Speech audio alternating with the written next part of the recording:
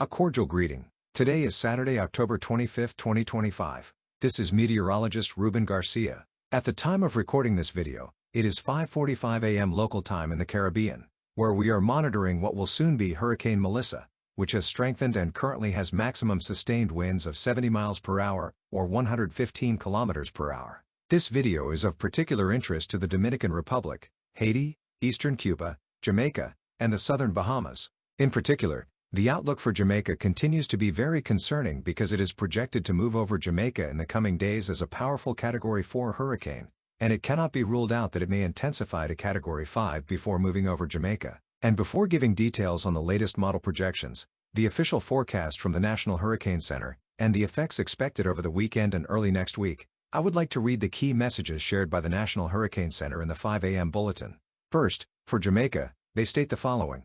Melissa's slow movement will bring a multi-day period of destructive winds and heavy rainfall beginning tonight, which will likely cause catastrophic flash flooding and numerous landslides. There is an increasing risk of life-threatening storm surge early next week, and it is important that all preparations be completed today. Meanwhile, for Haiti, the National Hurricane Center states that catastrophic flash flooding and landslides are expected across southwestern Haiti into early next week, likely causing extensive infrastructure damage and potentially prolonged isolation of communities. Immediate preparations to protect life and property are urged. Strong winds could also potentially last for a day or more over the Tiburon Peninsula. For the Dominican Republic, they state the following.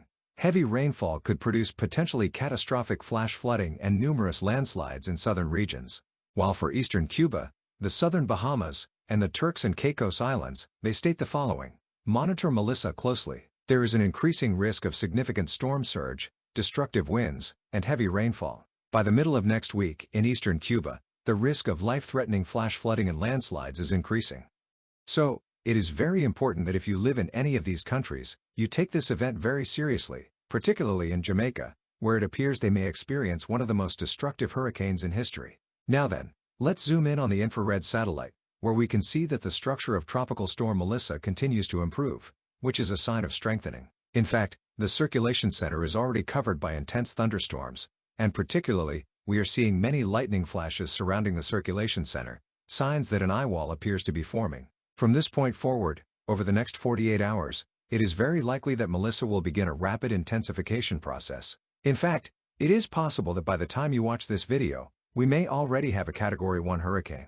And although the center is located just southeast of Jamaica, the moisture field and wind flow from the Caribbean Sea will continue to produce heavy rainfall across the southern half of the Dominican Republic and Haiti, bringing rainfall totals between 100 and 200 millimeters, 4 to 8 inches, for southern Dominican Republic this weekend, while southern Haiti is expected to receive between 200 and 500 millimeters, 8 to 20 inches. There have not been any major changes in the track forecast. Specialized models continue to indicate a west-northwest motion over the next 3 days, moving extremely slowly across the region. On Tuesday morning, it appears it will move over eastern Jamaica, where, for example, Kingston could experience the most intense part of this future hurricane. Then, between Wednesday and Thursday, it will move across eastern Cuba, the southern Bahamas, and the Turks and Caicos Islands. In the case of Cuba, the provinces at greatest risk are Guantanamo, Santiago de Cuba, Holguín, and Granma. There have also been no changes in the intensity forecast. The models continue to project rapid strengthening, and within about 24 hours, they agree it will already be a Category 3 hurricane, and within about 48 to 60 hours, just before moving over Jamaica, the models project it will be a Category 4 hurricane, very close to becoming a Category 5 hurricane. This means that at its peak intensity, it could have maximum sustained winds of 250 kilometers per hour, 155 miles per hour, and higher gusts. Now let's look at the official track from the National Hurricane Center. First, note that the cyclone has been moving erratically during the past 24 hours. However, since 9 p.m., it has begun taking that west-northwestward path, which is expected to continue at least until Monday afternoon, and then turning northeastward, crossing over Jamaica on Tuesday. This means it will cross this area for a period of about 3 to 4 days, bringing continuous rain and winds across Jamaica, which definitely worsens the outlook. That is why a hurricane warning has already been issued for all of Jamaica, and a tropical storm warning and hurricane watch remain in effect for southern Haiti. I wanted to show you that if the track forecast by the National Hurricane Center holds, unfortunately, the northeastern quadrant of the cyclone would impact eastern Jamaica, including Kingston, which would likely receive the worst part of the storm. If this track holds, western Jamaica may not experience the extreme winds, rather, tropical storm force sustained winds and hurricane force gusts. However, remember that this could change slightly in the coming days.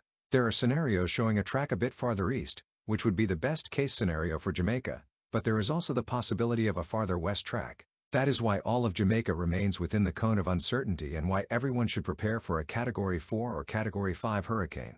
After crossing Jamaica, the National Hurricane Center forecasts that on Wednesday morning it will move over Cuba as a Category 3 hurricane with maximum sustained winds of 185 km per hour, 115 miles per hour, and during Wednesday afternoon and evening, it will cross over the Turks and Caicos Islands and the southern Bahamas as a Category 2 hurricane. In the following images, I want you to see projections from different specialized intensity models. For example, one shows a Category 4 or 5 hurricane approaching eastern Jamaica on Monday night.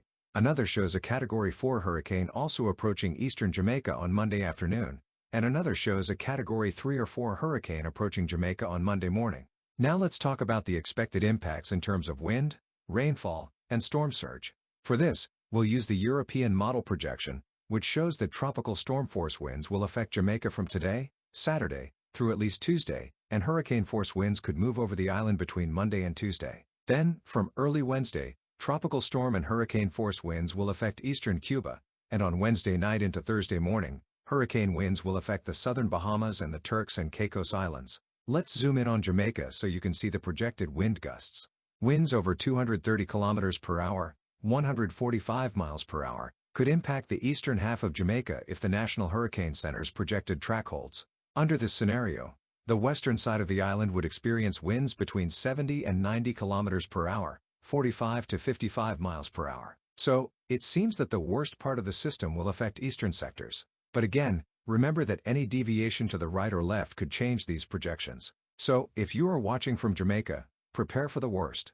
And remember that the eastern quadrant of the circulation is the strongest, which means that if the track remains over eastern Jamaica, the heaviest rainfall will fall across the eastern half of the island, with accumulations between 700 and 1,000 millimeters, 28 to 40 inches, through Wednesday.